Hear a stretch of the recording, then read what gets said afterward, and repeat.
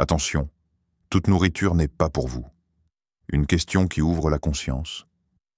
Imagine-toi, chaque bouchée que tu portes à ta bouche, chaque aliment que tu consommes, serait-il possible que certains soient une épreuve, un poison invisible pour ton âme élue?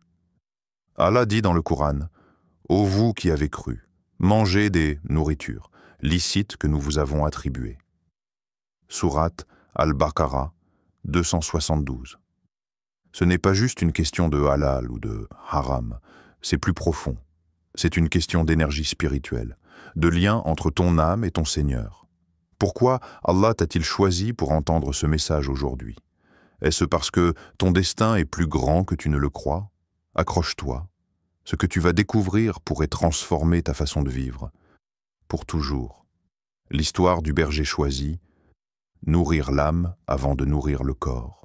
Sous le vaste ciel de l'Arabie, parsemé de milliers d'étoiles scintillantes, un jeune berger passait ses nuits seul avec son troupeau. Le vent chaud caressait les dunes silencieuses, et le murmure du désert semblait dialoguer avec son cœur. Il priait dans l'obscurité, les mains levées vers le ciel, le cœur lourd de questions que seul Allah pouvait entendre. Chaque nuit, il contemplait la création, sentant au fond de lui que sa vie avait un sens caché, une mission qu'il ne comprenait pas encore pleinement. Un soir, alors que la lune baignait le désert d'une lumière argentée, un vieil homme apparut. Ses pas étaient lents, mais son regard brillant comme deux lanternes dans la nuit. S'approchant du berger, il s'assit près de lui sans dire un mot, partageant ce silence sacré où l'âme écoute plus qu'elle ne parle. Puis, d'une voix douce mais ferme, le vieillard dit « Mon fils, tout ce qui entre dans ton ventre construit ou détruit ton lien avec Allah. Choisis avec soin ce que tu consommes, car tu es destiné à guider un peuple. » Le jeune berger resta figé. Comment un simple repas, une simple bouchée, pouvait-elle élever ou anéantir une âme? Il baissa les yeux, ressentant dans ses paroles un poids immense. Chaque aliment, chaque boisson, chaque choix était un pas soit vers la lumière divine, soit vers les ténèbres de l'insouciance. À partir de cette nuit-là, le berger ne regarda plus jamais sa nourriture de la même manière. Chaque bouchée devint une prière silencieuse. Chaque repas, une offrande. Il comprit que nourrir son corps n'était pas un acte isolé de la foi, c'était un acte de gratitude, un prolongement direct de son lien avec Allah. Allah nous rappelle dans le noble Coran « Ô vous les gens, mangez de ce qui est licite et bon sur la terre, et ne suivez point les pas de Satan, car il est pour vous un ennemi déclaré. » Sourate Al-Baqarah 268. Ce verset résonnait désormais dans son cœur comme un écho à l'avertissement du vieillard. Chaque pas sur le chemin de la consommation irréfléchie était un pas vers l'ennemi juré de l'humanité, Satan. Et chaque choix éclairé, chaque aliment halal et pur consommé avec conscience était un pas vers la proximité d'Allah. Le berger comprit que ceux qu'Allah élit pour porter sa lumière doivent être purs, à l'intérieur comme à l'extérieur. Ce n'est pas simplement une question de chair et de sang, c'est une question d'âme. Alors, toi qui écoutes ces paroles, réfléchis profondément. Quand tu t'assieds à ta table, quand tu tends la main vers un plat, est-ce que tu choisis ta nourriture comme un futur guide choisi par Allah? Ou bien manges-tu comme un simple consommateur, sans conscience, prisonnier de tes désirs immédiats? Imagine. Chaque aliment que tu ingères devient une partie de toi. Il influence ton cœur, ton esprit, ta capacité à te rapprocher d'Allah. Sais-tu que certains aliments nourrissent non seulement ton corps, mais aussi ta lumière intérieure? Et d'autres, même licites, peuvent éteindre lentement cette flamme sacrée si leur origine ou leur consommation est teintée d'insouciance, de gaspillage ou d'ingratitude. Le prophète Muhammad, paix et salut sur lui, nous a enseigné « Certes, Allah est bon et il n'accepte que ce qui est bon. » Sahih Muslim. Ce hadith sublime rappelle que la pureté n'est pas une simple option, c'est une exigence pour quiconque aspire à la proximité divine. Le jeune berger est devenu plus tard un grand guide parmi son peuple, non pas par sa force physique, ni par sa richesse matérielle, mais par la pureté de son cœur, nourri jour après jour par des choix conscients et sacrés. Et toi, seras-tu de ceux qui construisent leur futur spirituel, ou de ceux qui le détruisent inconsciemment, bouchée après bouchée, sans jamais s'en rendre compte? Le choix est entre tes mains. Le danger caché, nourriture toxique pour l'âme parfois. Ce n'est pas le goût, ce n'est pas l'apparence du plat soigneusement dressé devant toi. Ce n'est pas l'odeur appétissante qui flotte dans l'air. C'est quelque chose de plus subtil, de plus invisible. Quelque chose que tes yeux ne peuvent pas voir mais que ton cœur absorbe silencieusement, l'énergie spirituelle que cette nourriture transporte. As-tu déjà pensé que derrière une bouchée savoureuse peut se cacher un poison pour ton âme? Car parfois, ce que tu mets dans ton corps a été nourri par l'injustice, par l'argent volé, par la tromperie, par l'oubli d'Allah au moment de la fabrication. Et toi, sans même t'en rendre compte, tu laisses ces ténèbres s'infiltrer dans ton cœur. Comme une encre noire qui, goutte à goutte, t'éloigne de la lumière pure de ton Seigneur. Allah nous enseigne avec puissance dans son livre « Ô messager, mangez de ce qui est bon et faites de bonnes œuvres. Je sais parfaitement ce que vous faites. » Sourate Al-Mu'minun 23-51. Écoute bien ce verset. Allah ne dit pas seulement « mangez ». Il lie immédiatement la nourriture aux bonnes œuvres, car la qualité de ce que tu ingères impacte la qualité de ce que tu offres à Allah. Imagine, un aliment issu d'une origine douteuse, fruits volés aux pauvres, viande issue d'un commerce injuste, produits cultivés avec insouciance, sans invocation, sans bismillah. Quand tu manges cela, tu ingères l'injustice. Et comment espérer produire des actes purs avec un cœur nourri d'injustice? Le danger est silencieux. Aucun goût amer pour t'avertir. Aucune couleur étrange pour te mettre en garde. Non, ce poison-là est invisible. Il vient s'installer doucement. Il alourdit ton âme. Il rend ton invocation moins sincère. Ton humilité diminue sans que tu comprennes pourquoi. Ton lien avec Allah s'affaiblit, lentement, douloureusement. Alors pose-toi cette question poignante. Si Allah te regarde à chaque repas, serais-tu fier de ce que tu mets dans ton corps? Serais-tu capable de lever ton plat vers le ciel et de dire « Ya Allah, je te l'offre comme une œuvre pure » ou détournerais-tu le regard, honteux, en sachant au fond de toi que tu as fermé les yeux sur l'origine de ce que tu consommes? Il est temps d'ouvrir les yeux, car chaque repas est un test, chaque bouchée est un témoignage. Le prophète Muhammad, paix et salut sur lui, nous a avertis. Il viendra un temps où les gens ne se soucieront plus de la provenance de leur argent, qu'il soit licite ou illicite. Sahih al-Bukhari. Et ce qui est vrai pour l'argent l'est aussi pour la nourriture. Ne crois pas que c'est un détail. Ne crois pas que ce n'est pas si grave. Le détail que tu ignores aujourd'hui peut devenir le mur qui te sépare de ta sincérité demain. Rappelle-toi, ton corps est le temple que ton âme habite. Ce que tu y mets nourrit ou affame ton esprit. Ne sois pas de ceux qui embellissent leur assiette, mais corrompent leur cœur. Sois de ceux qui cherchent la pureté même dans l'invisible. Car Allah regarde au-delà de la surface. Il voit ce que personne d'autre ne voit.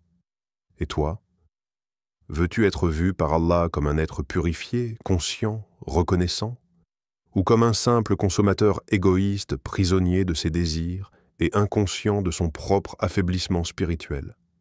Le choix t'appartient.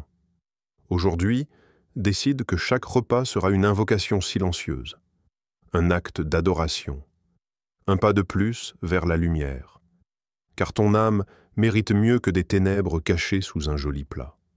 L'histoire du grand savant et du pain refusé. Il était seul dans l'immensité du désert. Le vent soulevait des vagues de sable brûlant. Sous un soleil implacable, il avançait, le pas lourd, les lèvres desséchées, son estomac crie en famine.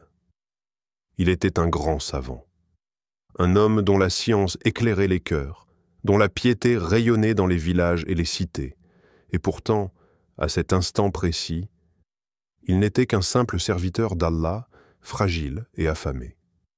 Quand soudain, ses yeux fatigués aperçurent un petit morceau de pain à moitié enfoui dans la poussière.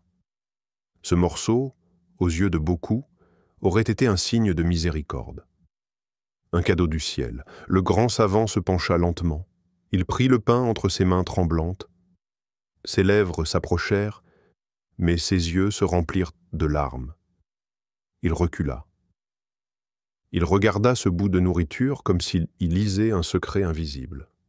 Et il se demanda, avec une sincérité déchirante, ce pain est-il venu d'une main pure ou d'une main souillée?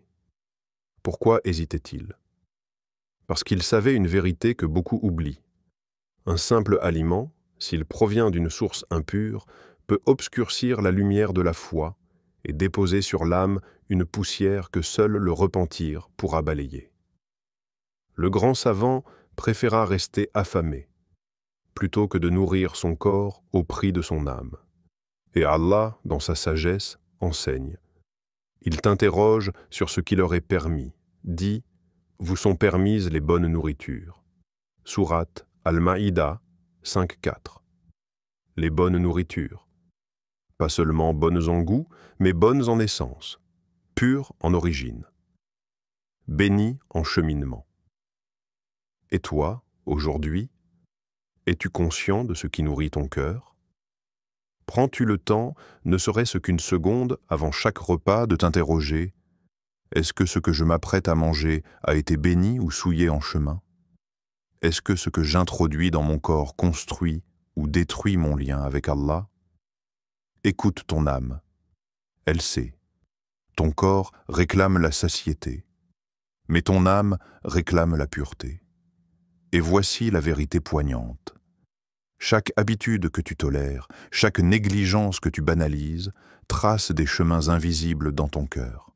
Un petit compromis aujourd'hui, un petit oubli demain, et bientôt, ton cœur devient comme ce pain oublié dans la poussière, fissuré, souillé, incapable de recevoir la lumière comme avant. C'est pour cela que les élus d'Allah sont attentifs aux moindres détails. Ils savent que la pureté ne se maintient pas seulement par de grands gestes, mais par des choix invisibles aux yeux des hommes, mais visibles au regard d'Allah. Alors, laisse-moi te poser cette question, profondément. Quelles habitudes dois-tu abandonner aujourd'hui pour préserver la pureté de ton cœur? Peut-être est-ce cette habitude de consommer sans questionner. Peut-être est-ce cette négligence d'acheter sans te soucier de l'origine. Peut-être est-ce ce relâchement dans la gratitude envers celui qui pourvoit ta subsistance. Imagine ton cœur comme un miroir. Chaque aliment pur que tu consommes le polit.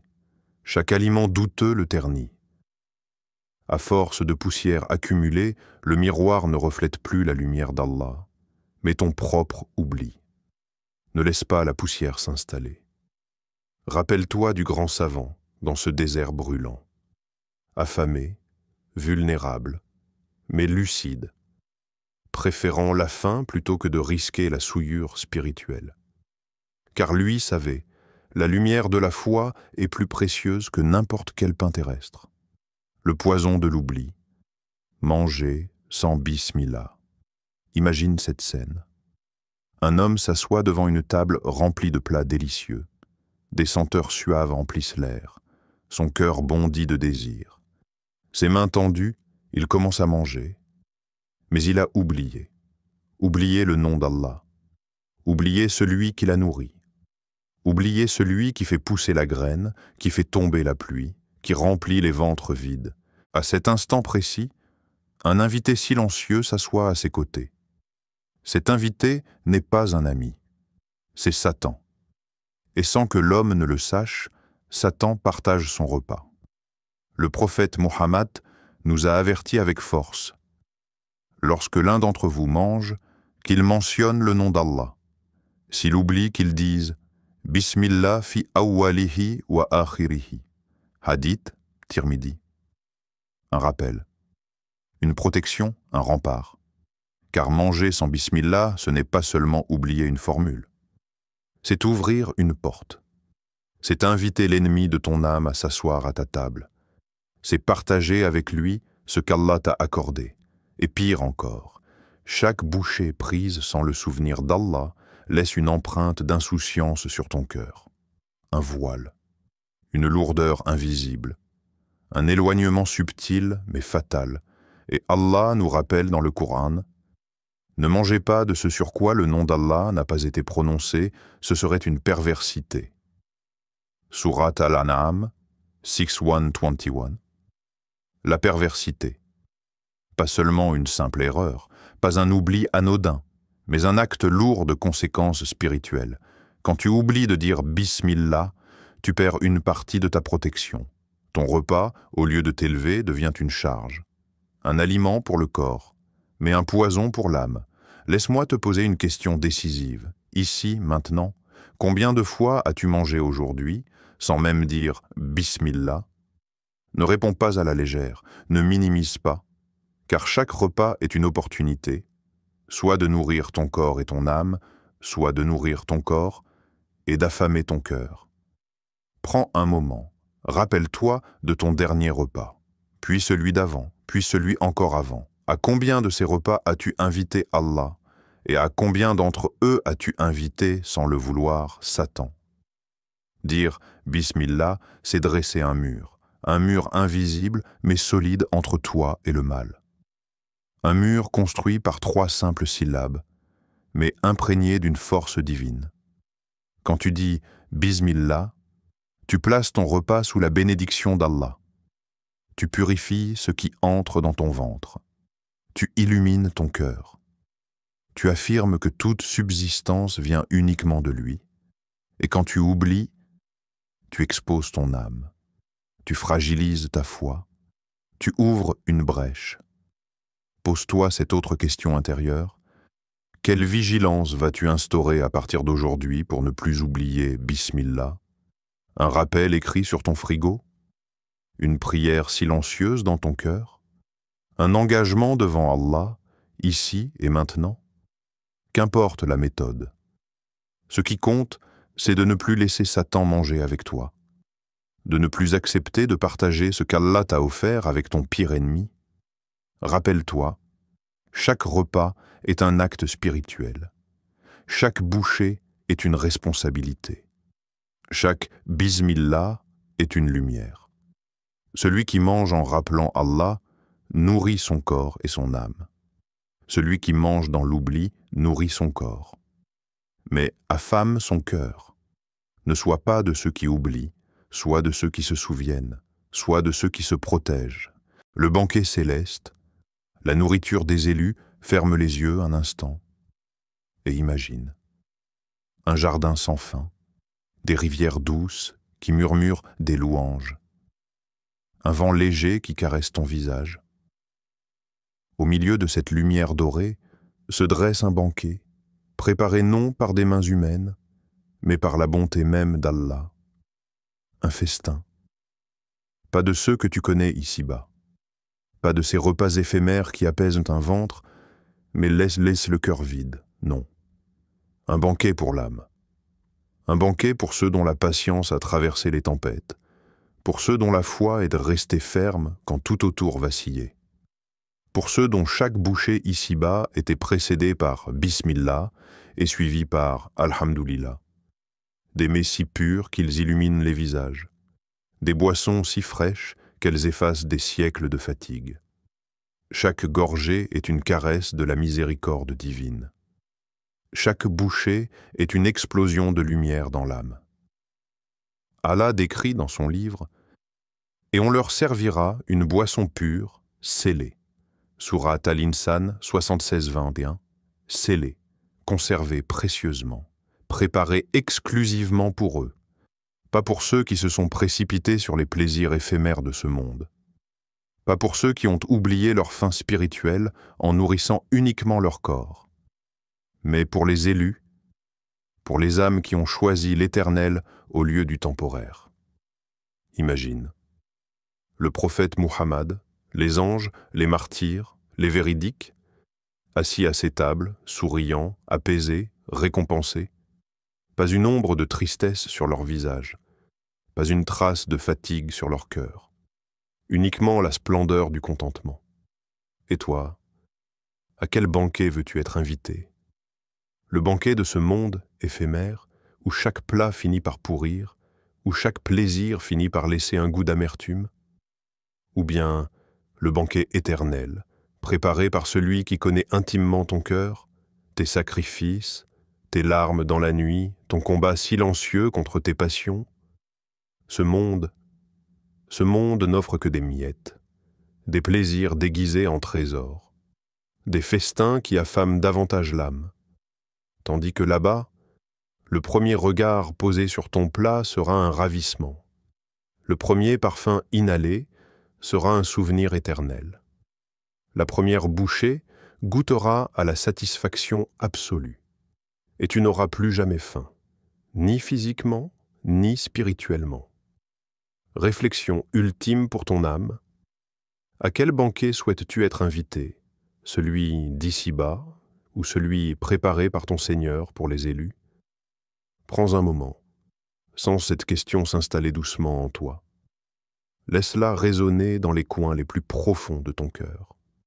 Et souviens-toi, chaque fois que tu manges avec conscience, chaque fois que tu dis « Bismillah », chaque fois que tu refuses l'illicite même s'il est attirant, chaque fois que tu choisis de nourrir ton âme avant ton ventre, tu reçois une invitation.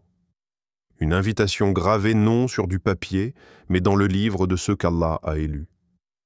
Un jour, tu seras assis, non plus devant une table terrestre, mais devant un festin céleste. Et ce jour-là, ton cœur murmurera « Cela valait la peine. Chaque sacrifice valait la peine. » Un dernier appel à ton âme. Aujourd'hui, tu sais que ton assiette est un choix spirituel, pas juste un plaisir, pas juste un besoin. C'est un acte d'adoration. Ne laisse pas la négligence te priver de la lumière d'Allah. Ne laisse pas un simple repas t'éloigner du destin glorieux qu'Allah t'a préparé. Allah dit « Et mangez et buvez, et ne commettez pas d'excès, car il n'aime pas ceux qui commettent des excès. » Sourate Al-A'raf 7:31. Ô élu d'Allah, souviens-toi, chaque bouchée est une invocation silencieuse. Chaque repas est un test. Chaque choix est une porte vers la proximité ou l'éloignement d'Allah. Qu'Allah purifie nos cœurs, nos corps et nos âmes, et qu'il nous invite à son banquet éternel parmi ses élus. Amin.